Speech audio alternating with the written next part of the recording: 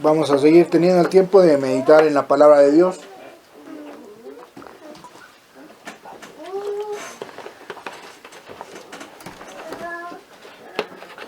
Les pido que abramos nuestra Biblia en el libro de Juan, el evangelista. Juan, el Evangelio de Juan.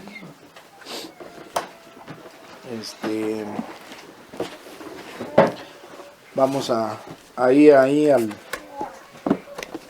Evangelio de Juan, en el capítulo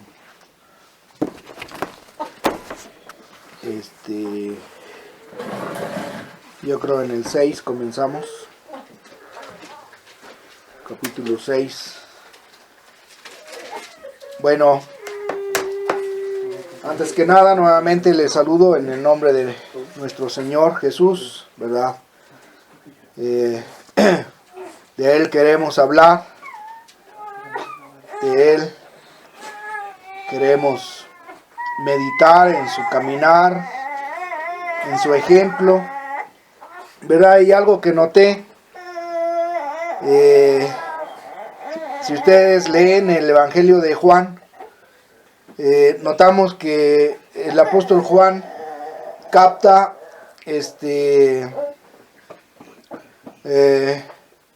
frases o ¿cómo se dice? Declaraciones del Señor Jesucristo más que en los demás otros evangelios, ¿verdad? Como declaraciones como yo soy, ¿verdad? Yo soy el agua de vida, ¿verdad? Yo soy el pan de vida, ¿verdad? Por ejemplo, casi comienza el Evangelio de Juan en el capítulo 2, donde el Señor hace el primer milagro, ¿verdad? Convirtiendo el agua en vino. Y más adelante lo encontramos platicando con la samaritana, ¿verdad? Donde ella va a sacar agua al pozo de Jacob, así llamado, y el Señor le empieza a hacer la plática, ¿verdad?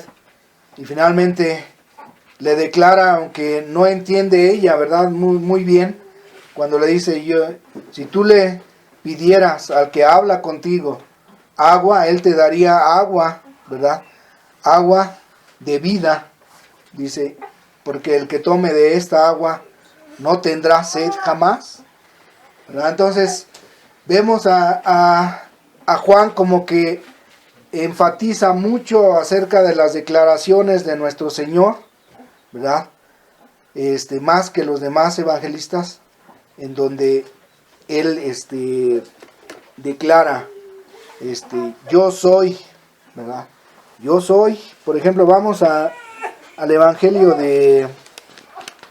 al capítulo 6 de este Evangelio de Juan, en el verso 35.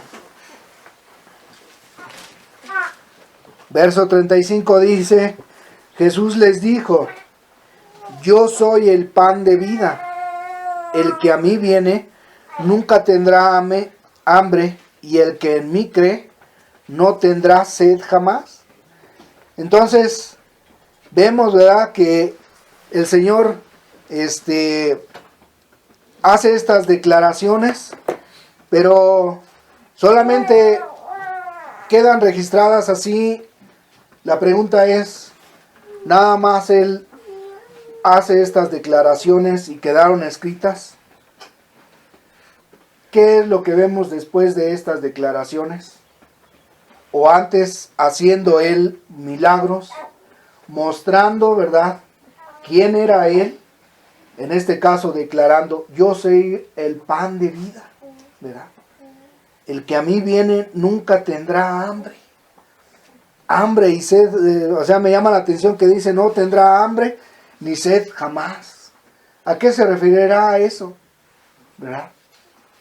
Pues el que está tratando de de llenar, ¿verdad? De esa hambre material, de esa hambre de anhelos, de deseos. El que está buscando satisfacer esas necesidades, va a seguir teniendo hambre, ¿verdad? Porque lo mismo que si comemos ahorita en la comida, seguramente ya se nos acaba el hambre, ¿no, verdad? Seguimos teniendo hambre. Asimismo, también cuando él dice, referente a lo espiritual, ¿verdad? El que a mí viene no tendrá hambre jamás. Y el que a mí viene, el que en mí cree, no tendrá sed jamás. O sea, esa sed, esa hambre que el hombre busca en lo material, en los deseos, placeres, todo lo que está buscando, no va a ser saciado jamás, porque va a seguir buscando, ¿verdad? Y va a seguir teniendo esa hambre, porque esos deseos, anhelos, satisfacciones, todo eso, son temporales, ¿verdad? Pero si venimos a Él, esa sed, esa hambre, se va a acabar, ¿verdad? No la volveremos a tener jamás, desde aquí hasta la eternidad. No sé si me explico, ¿verdad? Pero este tipo de declaraciones hizo el Señor. Por ejemplo, cuando dijo, yo soy el pan, en esta declaración que dijo, ¿qué acababa de hacer? Multiplicó los panes. Ajá, acababa, ¿verdad?, de multiplicar panes y peces, alimentando a una gran multitud, ¿verdad? Dice que solamente da el número de los varones, 5,000 el número de varones, sin contar mujeres y niños. Entonces, una gran multitud, ¿verdad? Y es cuando Él dice, yo soy el pan de vida, ¿verdad? Antes les dice, ustedes me buscan porque por la comida que perece, pero no me busquen por la comida que perece, sino por la vida que permanece, que no perece, la vida eterna, ¿verdad? Entonces, dice en el verso 27 de ese mismo capítulo, dice, trabajad no por la comida que perece, sino por la comida que a vida eterna permanece, la cual el Hijo del Hombre os dará, porque a este señaló Dios el Padre. Entonces, dice en el verso 51 también, yo soy el pan vivo que descendió del cielo. Si alguno comiere de este pan, vivirá para siempre. Y el pan que yo daré es mi carne, la cual yo daré por la vida del mundo. Entonces, vemos una y otra vez el Señor, ¿verdad? Declarando quién era, pero mostrándolo, ¿verdad? No nada más dejándolo como algo teórico, como teoría o una filosofía muy bonita, sino que hablaba, ¿verdad?, declarando quién era, ¿verdad? Cuando dice, yo soy la luz del mundo, ¿qué hizo? ¿Verdad? Hace volver la vista a un ciego, ¿verdad? Y en ese mismo instante les dice, yo soy la luz del mundo, ¿verdad? Eso lo dice en el capítulo 8, verso 12, dice, otra vez Jesús les habló diciendo, yo soy la luz del mundo. El que me sigue no andará en tinieblas, sino que tendrá la luz de la vida. Y enseguida vemos, ¿verdad?, más adelantito, sanando a un ciego en el capítulo 9. Y bueno, lo que quise introducirme con estas declaraciones de parte del Señor, ¿verdad? Cuando una y otra vez el apóstol Juan enfatiza, ¿verdad? Capta estas declaraciones de nuestro Señor, ¿verdad? Diciendo lo que Él es, ¿verdad? Como también en el capítulo 10, yo soy el buen pastor, dice, y el buen pastor su vida da por las ovejas. Lo vemos práctico también, ¿verdad? Lo vemos en la práctica, o sea que no solo era una frase muy bonita, sino que lo mostraba con su vida, ¿verdad? Ahora sí, en donde quiero que nos centremos es en el capítulo 11, acerca de la vida de Lázaro y sus dos hermanas. Dice así, le voy a dar lectura. ¿O me puedes ayudar, hermano Josué?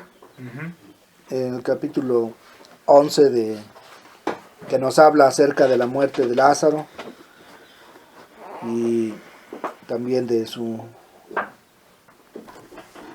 lo que hace el Señor.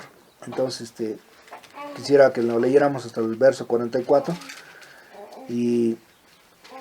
o verso 45 y ya enseguida voy a solo a enfatizar algunas cosas de lo que podemos extraer de esta enseñanza, ¿verdad?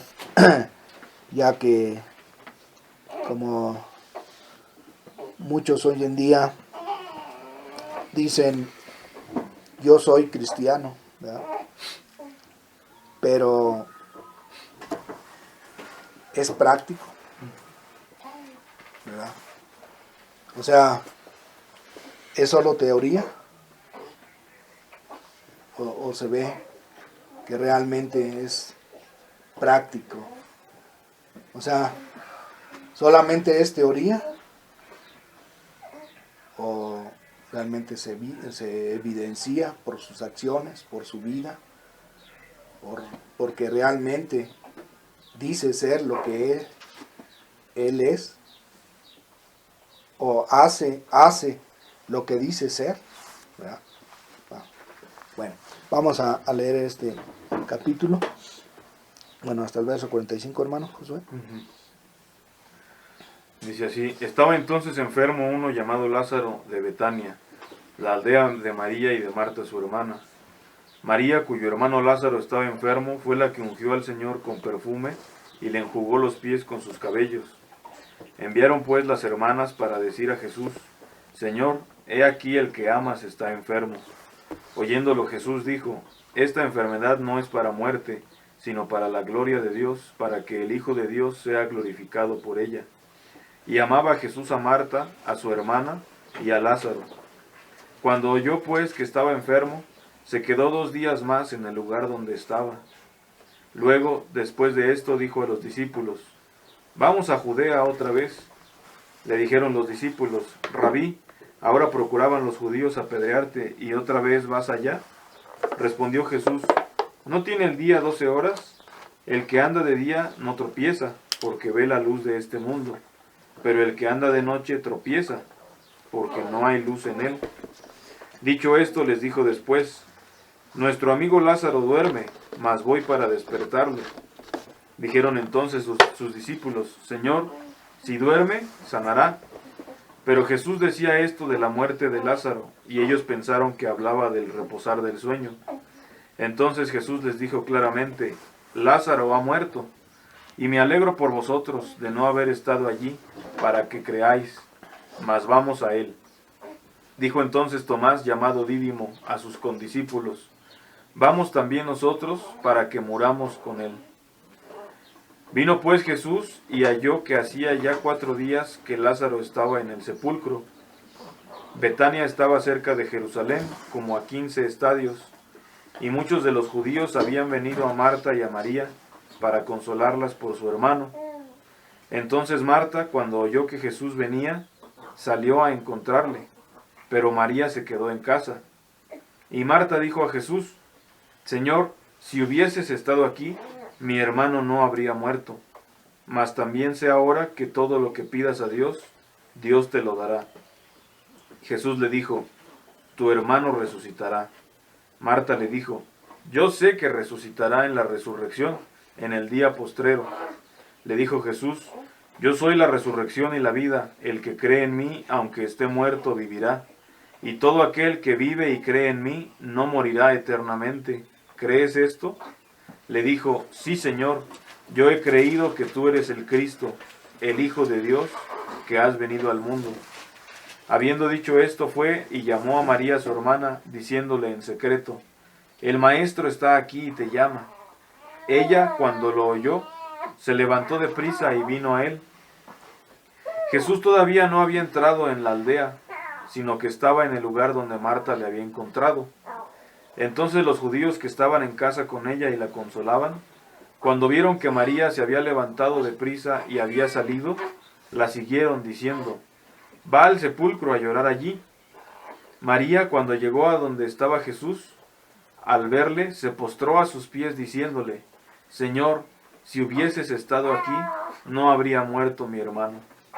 Jesús entonces, al verla llorando y a los judíos que la acompañaban, también llorando, se estremeció en espíritu y se conmovió, y dijo: ¿Dónde le pusisteis? Le dijeron: Señor, ven y ve. Jesús lloró. Dijeron entonces los judíos: Mirad cómo le amaba. Y algunos de ellos dijeron: ¿No podía este que abrió los ojos al ciego haber hecho también que Lázaro no muriera?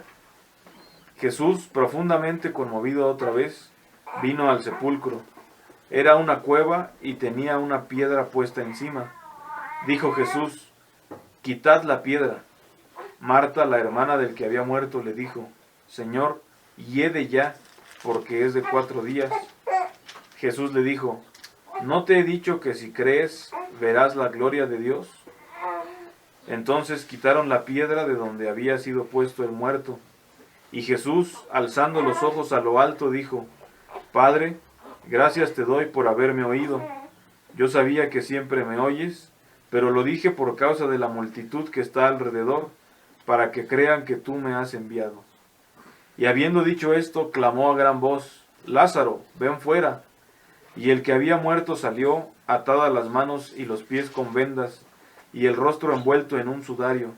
Jesús les dijo: Desatadle y dejadle ir. Entonces muchos de los judíos que habían venido para acompañar a María y vieron lo que hizo Jesús, creyeron en él. Muy bien, notamos entonces a través de este relato, de este acontecimiento, ¿verdad? El Señor teniendo esta amistad con Lázaro, en donde pues encontramos varias veces el nombre de Lázaro en la escritura. No me acuerdo si está en otro capítulo, pero si ustedes notan, ¿verdad? Aunque se menciona varias veces a Lázaro, estuve tratando de investigar, de ver si en alguna ocasión Lázaro habló, pero ¿ustedes recuerdan alguna palabra de Lázaro? Nada, ¿no? Ni pío dijo. y bueno, esto a lo mejor nos muestra, ¿verdad? Un hombre callado, tal vez muy humilde, muy sencillo, escuchando al Señor, ¿verdad? Poniendo en práctica lo que del Señor aprendía, ¿verdad? Muy sencillo, de tal manera que el Señor le llega a tomar un cariño muy especial a esta familia, ¿eh? 3 hermanos, no nos dice pues que había pasado con sus padres. Tal vez pues habían quedado huérfanos, no sabemos, pero tanto se habla de Lázaro, ¿verdad? Que los únicos diálogos o palabras que encontramos es de sus hermanas, ¿verdad? Marta y María, quienes pues mandan decirle al Señor, Señor, al que amas, ¿verdad? Donde dice, el verso 3 de este capítulo 11 que leímos, dice, enviaron pues las hermanas para decir a Jesús, Señor, he aquí el que amas está enfermo, ¿verdad?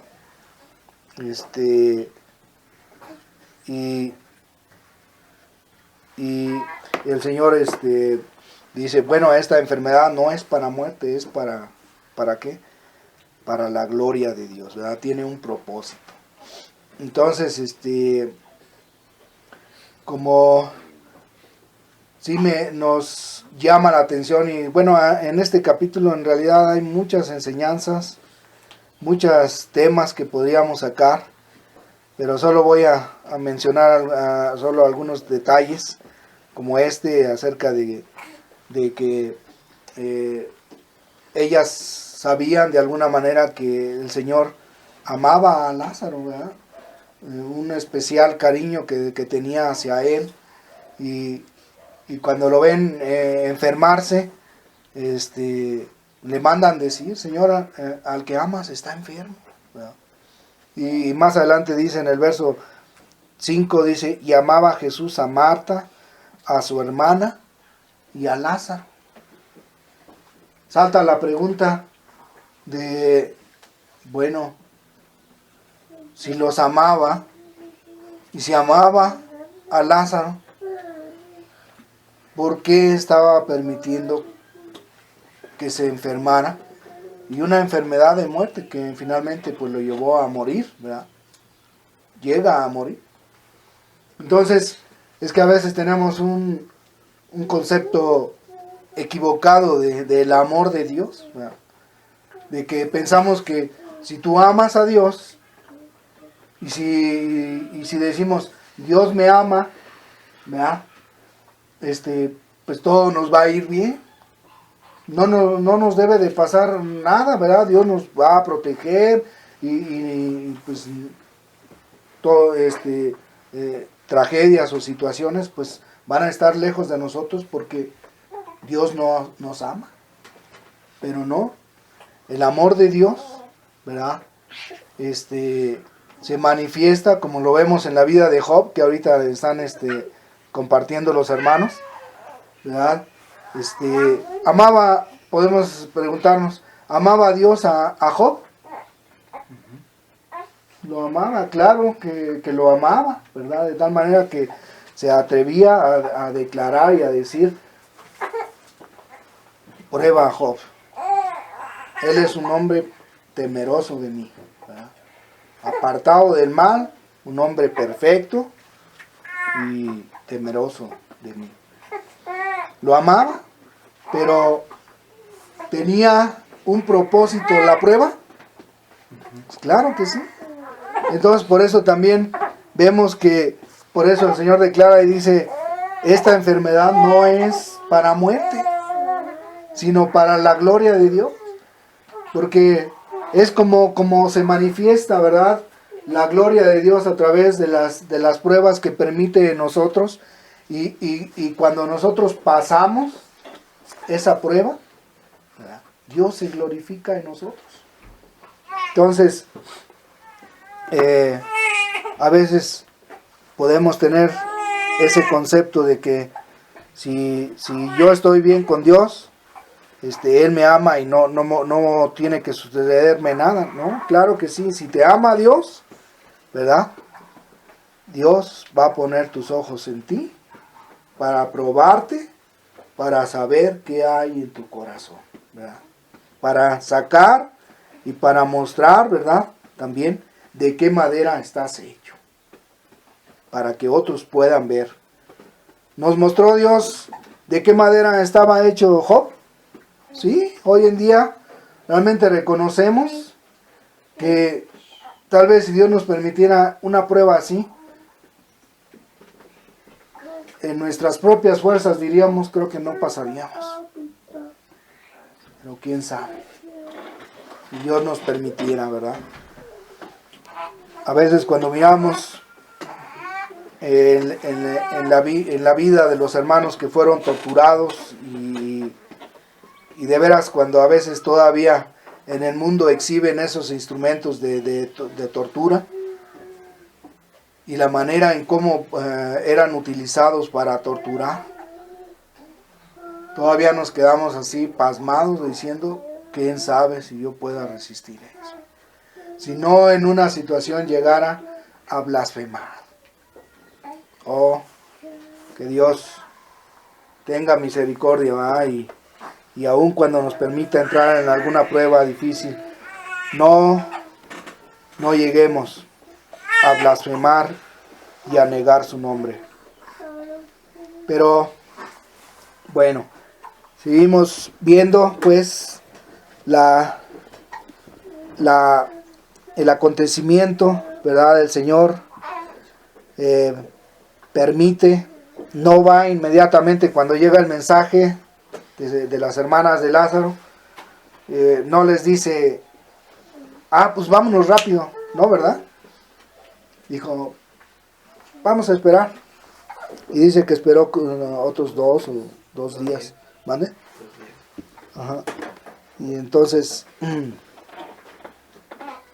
nada más que no sé dónde estaría el Señor, que más o menos era como un día de camino y otro día de regreso. No sé, pero bueno, el chiste es que pasan 4 días, ¿verdad? Y ya el Señor emprende el camino, se lleva a todos.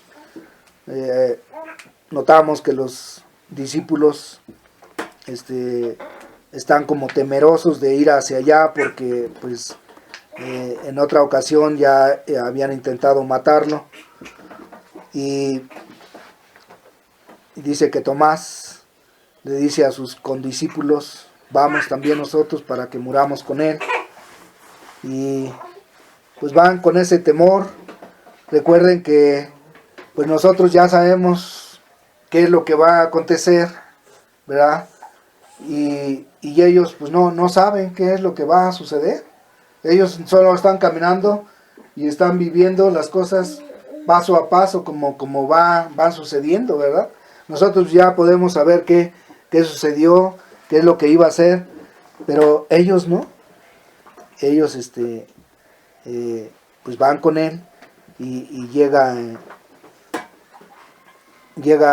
nos damos cuenta en el verso 21, quiero que nos centremos ahí, dice, y Marta dijo a Jesús, bueno, desde el 20, entonces Marta cuando oyó que Jesús venía, salió a encontrarle, pero María se quedó en casa. Y Marta dijo a Jesús, Señor, si hubieses estado aquí mi hermano, no habría muerto. Mas también sé ahora que todo lo que pidas a Dios, Dios te lo dará. Jesús le dijo, tu hermano resucitará. Marta le dijo, yo sé que resucitará en la resurrección, en el día postrero. Le dijo Jesús, yo soy la resurrección y la vida. El que cree en mí, aunque esté muerto, vivirá. Y todo aquel que vive y cree en mí, no morirá eternamente. ¿Crees esto? Le dijo, sí, Señor, yo he creído que tú eres el Cristo, el Hijo de Dios, que has venido al mundo. Hasta aquí vemos, ¿verdad?, que Marta, pues solo tenía la teoría, ¿verdad? Y entonces el Señor prosigue, ¿verdad?, a que esto que ella tenía solamente como teoría, lo viera en la práctica, ¿verdad? Entonces, vemos que el Señor se dirige hacia donde estaba la tumba y dice en el verso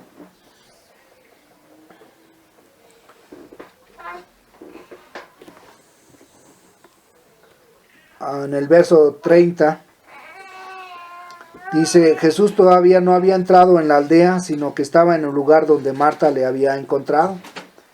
Entonces los judíos que estaban en casa con ella la consolaban, cuando vieron que María se había levantado de prisa y había salido, la siguieron diciendo, va al sepulcro a llorar allí. María, cuando llegó a donde estaba Jesús, al verle se postró a sus pies diciéndole, Señor, si hubieses estado aquí no habría muerto mi hermano. Y vemos pues aquí un acontecimiento que nos llama la atención. El Señor se conmueve, ¿verdad? Dice que Jesús entonces, al verla llorando y a los judíos que la acompañaban también llorando, se estremeció en espíritu y se conmovió. Y dijo, ¿dónde le pusisteis? Le dijeron, Señor, ven y ve. Y dice que Jesús lloró, ¿verdad?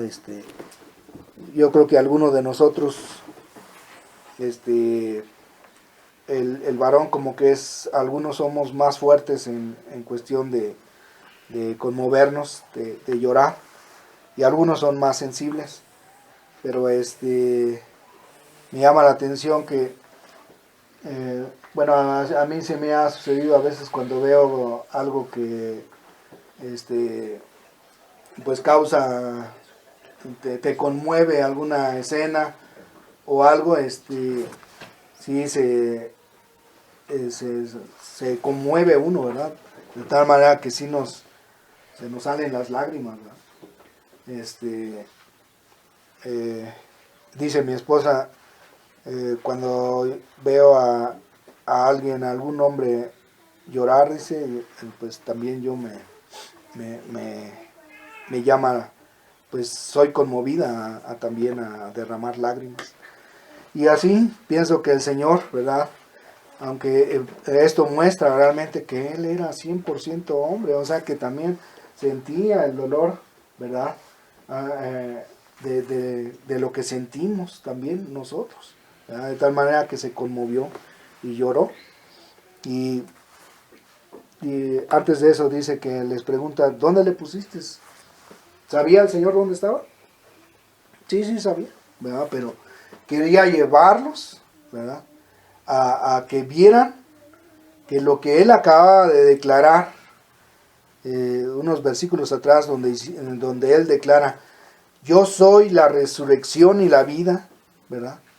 No quería que quedara solamente en teoría, sino como en las otras ocasiones que ya leímos, ¿verdad? Donde él declara lo que él es, como el pan de vida y todo, lo muestra, ¿verdad? Entonces, no quiere solamente que se quede en algo teórico, sino que vean cuál es el propósito, ¿verdad? Aunque no entendían.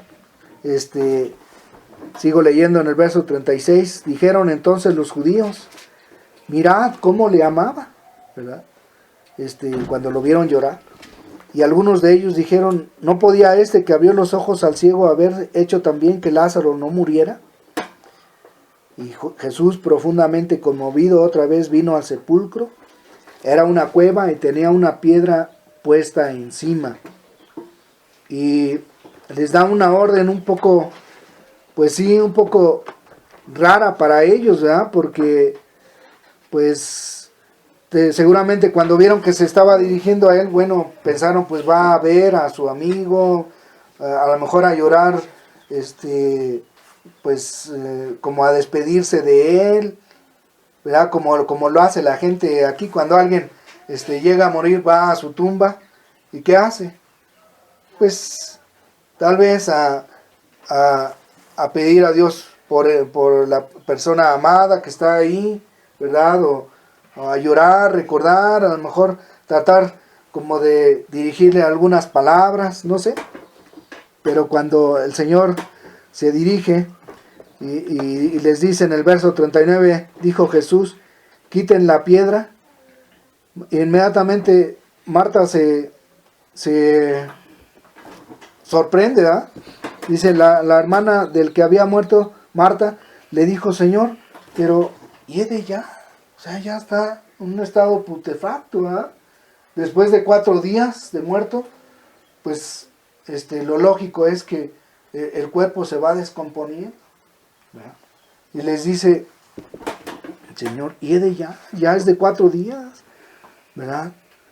Pero el Señor quería que quedara bien claro en sus mentes, ¿verdad? Que verdaderamente Lázaro había muerto, ¿verdad? Y que todas las probabilidades y posibilidades de que él viviera, pues era imposible. Pero entonces por eso el Señor da esta orden, ¿verdad? Y cuando ve que pues esta declaración de Marta diciéndole, Señor, es que ya es imposible, ¿por qué? ¿Por qué quieres? ¿Por qué mandas que abrir la tumba? ¿Verdad? El olor que va a salir y todo, ¿o qué es lo que quieres enseñarnos con esto? Pero Jesús le contesta, ¿verdad? Le dice en el verso 40, ¿no te he dicho que si crees verás la gloria de Dios? ¿Verdad? Y entonces quitaron la piedra de donde había sido puesto el muerto. Me llama la atención esta declaración, ¿verdad? ¿No te he dicho que si crees verás la gloria de Dios? Se necesita fe, ¿verdad? Para ver la gloria de Dios en nuestra vida. A veces tenemos solamente la teoría. Muchos sabemos lo que hizo el Señor y como tenemos la información, ¿verdad?, de lo que Él hizo, pues, como que ya lo damos por hecho, pues, sí lo hizo, pero ¿realmente lo creemos? ¿Le creemos? De tal manera que hemos visto la gloria de Dios en algunas fases de nuestra vida. Podemos dar gloria a Dios de que eso que Él declaró lo hemos visto, lo creemos, ¿verdad? De todo corazón. Es que si hay incredulidad, no vamos a poder ver la gloria de Dios, ¿verdad? Y otra cosa es que me llama la atención el verso 41, dice, entonces quitaron la piedra, o sea, pues tuvieron que vencer toda esa incredulidad o toda esa incertidumbre de que, ¿por qué está mandando esto el Señor? ¿Verdad? Pero finalmente toman acciones y obedecen lo que el Señor les pide, que quiten la piedra, ¿verdad? Y es que una pregunta, ¿pudo haber el Señor mismo quitado la piedra y hacer que sucediera lo que Él estaba ya planeando hacer, de llamar a Lázaro? Lo pudo haber hecho, tiene el poder, tiene todos los atributos para poder hacerlo Él solo. Mas sin embargo vemos algo que necesita, ¿verdad?, que también nosotros seamos colaboradores, como dice el apóstol Pablo, creo que en Corintios, que nosotros somos colaboradores de Dios, ¿verdad? También nosotros tenemos que colaborar en la obra que Dios quiere hacer en nuestra vida, ¿verdad? Por ejemplo, nosotros podemos quitar la piedra, pero no tenemos el poder para resucitar, ¿o sí? Tenemos la capacidad de poder ser embajadores de la reconciliación como Dios nos manda, ¿verdad? De tratar de que la gente se reconcilie con Dios, de ir y avisarles del mensaje de la reconciliación. ¿Sí? Podemos colaborar dando el mensaje del Evangelio para salvación de los hombres, ¿sí? Aunque nosotros no tenemos el poder de salvar a los hombres, ¿o sí? ¿Sí me explico? Entonces, ¿cómo se muestra que creemos en Dios? ¿Verdad? Obedeciendo, ¿verdad? Es la manera en que, aunque a veces parece ilógico lo que Dios nos pide o imposible, ¿verdad? Nosotros mostramos nuestra fe y nuestra creer en Él, ¿es a través de qué? De la obediencia, ¿verdad? Por eso tenemos un letrero donde predicamos en las calles, donde dice la prueba de que tú crees en Dios es obedeciéndole, ¿verdad? Muchos, por eso les decía, muchos dicen creer en Dios, ¿verdad? Muchos dicen que son cristianos, pero realmente vemos sus acciones, ¿verdad?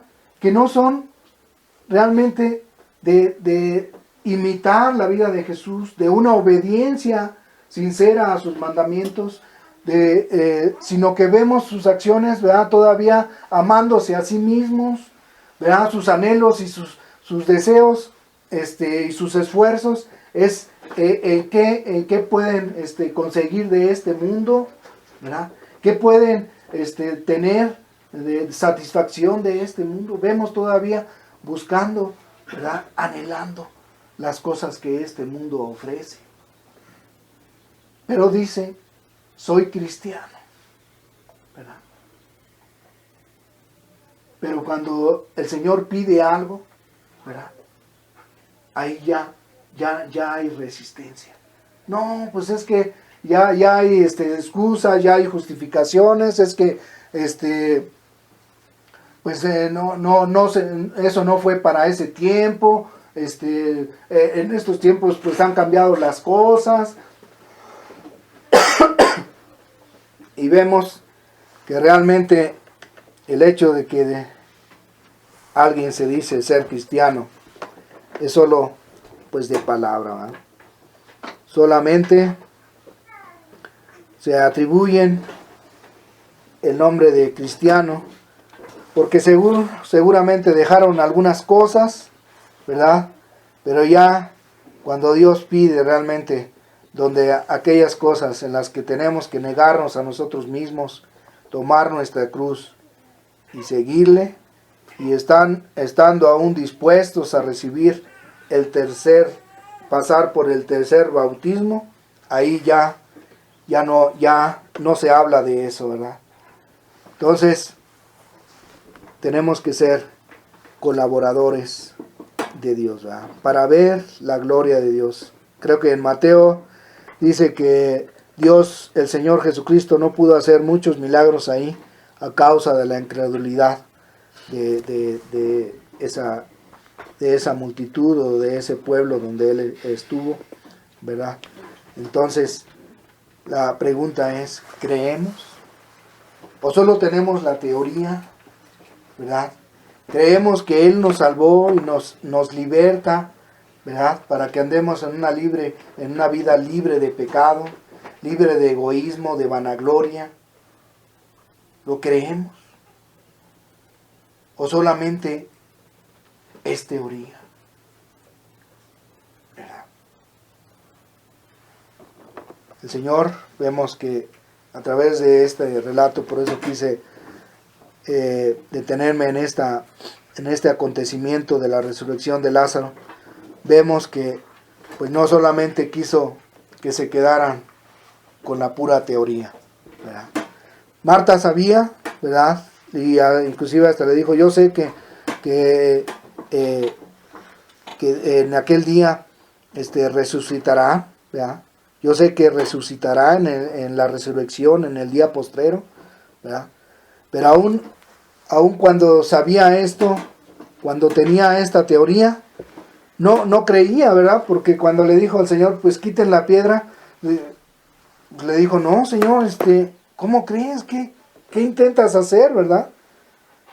Pero lo que quiero que quede en nuestras mentes, amados, que tal vez muchos conocemos teoría, ¿verdad? Podemos sabernos el Evangelio de Juan o tal vez todo el Nuevo Testamento, pero ¿qué pasa cuando viene la prueba? ¿Es pura teoría o realmente creemos lo que dijo el Señor Jesucristo. ¿Le creemos? ¿Ya? Nuestra confianza está en Él, de tal manera que sabemos que Él tiene el poder, que Él lo que dijo ser, eso mostró, ¿verdad?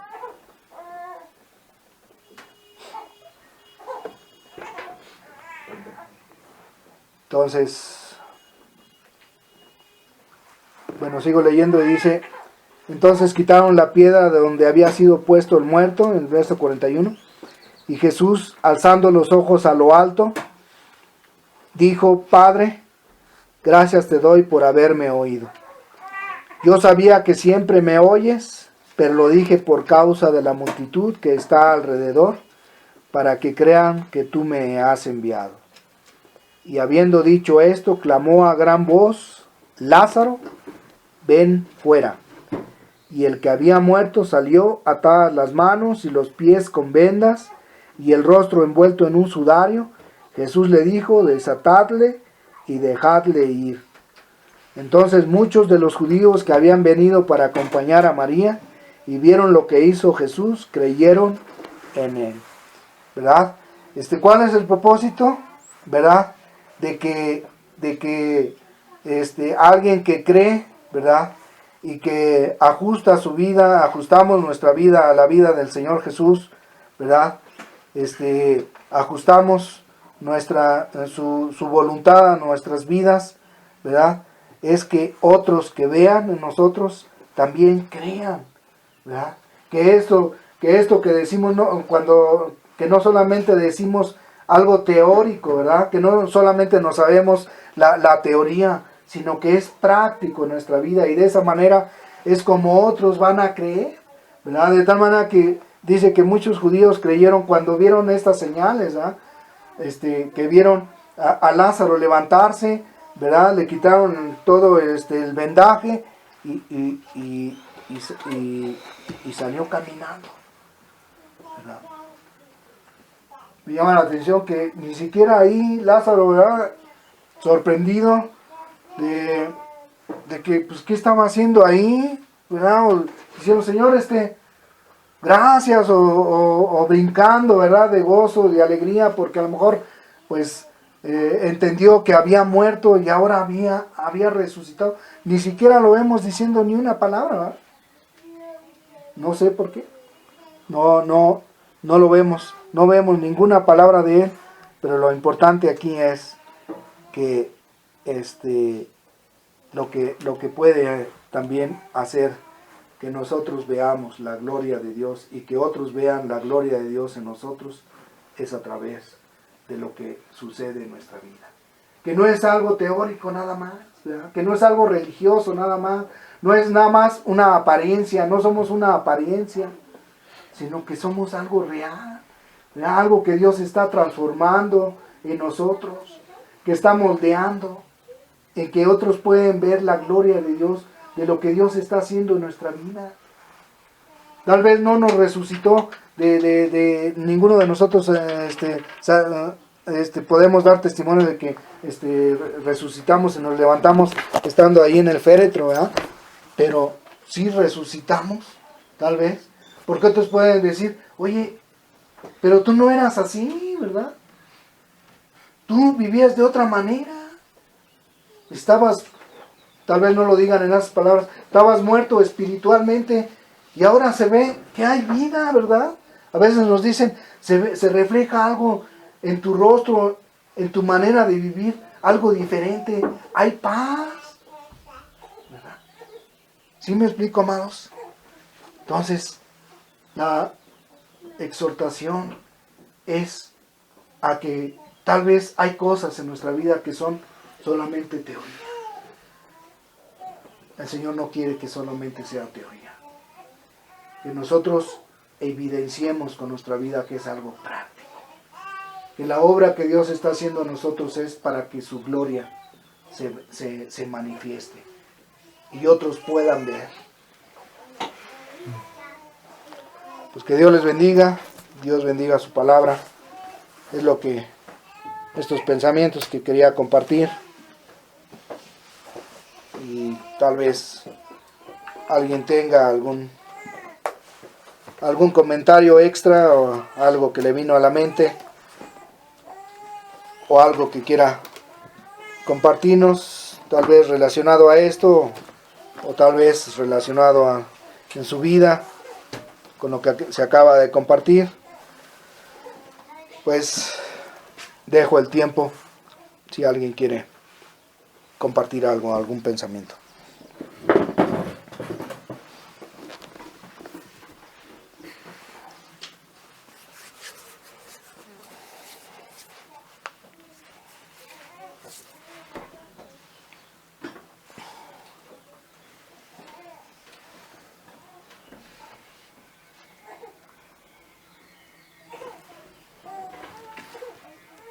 Bueno, no hay. No, Ah, estaba espantando.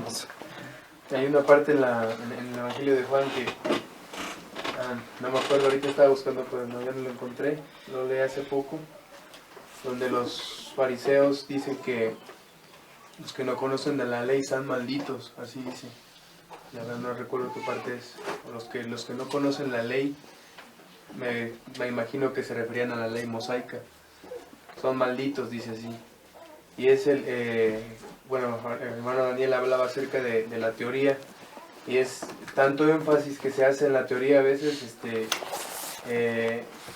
que causa confusión. Realmente no es un conocimiento adecuado, porque no se puede llevar a la práctica.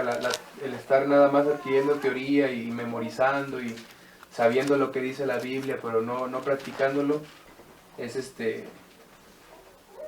un filósofo dijo que es como estar sembrando pero no cosechando nada, o algo así dijo, no lo recuerdo. Y pensaba en algo que leí también hace poco en un libro, en donde dice que para poder adquirir conocimiento es necesario primeramente tener ideas claras de lo que pensamos o de lo que vivimos. ¿Cuáles son esas, cómo definimos realmente lo que es el cristianismo, cómo definimos lo que es la vida cristiana, y tener esa idea clara? Cuando uno tiene realmente una idea clara de lo que está haciendo aquí, puede adquirir ese conocimiento y va a ser un conocimiento que se va a practicar. Pero si realmente no hay una idea clara de qué es este camino, qué estamos haciendo aquí, y hay confusión en tu vida, pues sí, vas a leer la Biblia y vas a adquirir conocimiento, pero no va a ser un conocimiento bueno, porque como no se entiende realmente lo que quiere decir, no lo vas a practicar. Es interesante eso que leí, y es cierto. O sea, debe de haber una idea clara de qué estamos haciendo en este camino. Eso no significa que no haya pruebas o que no haya luchas o que a veces nos sintamos desanimados. Eso va a existir siempre, pero siempre la idea clara de qué es realmente este camino. Si estamos como desde al principio, realmente no hemos avanzado nada. Si solamente, por ejemplo, ahorita comentaba el hermano Damián, que cuando él empezó pues no quería tener comunión, pero en ese momento él no entendía qué era la comunión, por eso no lo... Pero vemos que sí ha habido un avance, porque ahorita está aquí, ¿no? O sea, ya entiende lo que es la comunión. De acuerdo, a mí también me pasó algo muy parecido. Yo le decía al hermano Daniel que yo quería que él me bautizara. Entonces yo no entendía que había más hermanos y que había líderes que tenían una autoridad para poder hacer esto. Después conocí a los hermanos de Monet y ya entendí más cosas. Pero bueno, solamente quería mencionar eso, que a veces tanto énfasis en la teoría como hicieron los fariseos, pues ellos decían, es que el que no conoce la ley es del diablo, pero ellos mismos eran del diablo. O sea, es una confusión, estaban en confusión.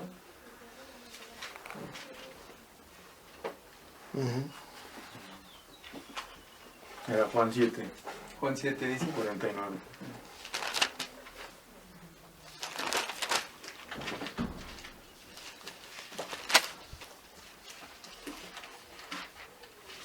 Dice en 49, más esta gente que no sabe la ley, maldita es, dice. ¿Cuánta gente vemos en la calle que dice, es que tú no sabes lo que dice la Biblia? o cuando estamos predicando la gente dice, es que la Biblia dice esto, y piensan que tú no, que tú eres del diablo, a lo mejor piensan así, ¿no? Pero es pura teoría, no hay práctica realmente. El hermano David cuenta una anécdota, ¿no? De alguien que le estaba argumentando con la Biblia y todo, y prende un cigarro. O sea, y le dice, bueno, me estás demostrando quién es tu Dios. No estamos diciendo que el fumar sea un pecado, pero no estás teniendo dominio propio y tu Dios es ese cigarrillo. No puedes controlarlo.